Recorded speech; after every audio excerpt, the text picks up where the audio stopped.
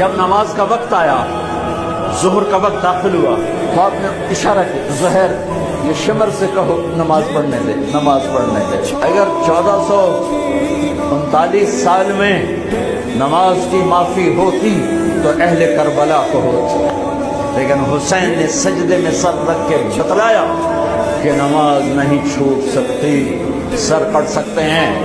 تو انہوں نے آگے ہو کر کہا کہ بھائی نماز کے لیے جنگ روکو۔ تو حسین ابن نمیر اس نے کہا تمہاری تو نماز قبول ہی نہیں ہوتی۔ تو واپس آ کر کہنے لگا کہ وہ نماز کی اجازت نہیں دے رہے۔ فرمایا نماز تو نہیں چھوٹے گی نا۔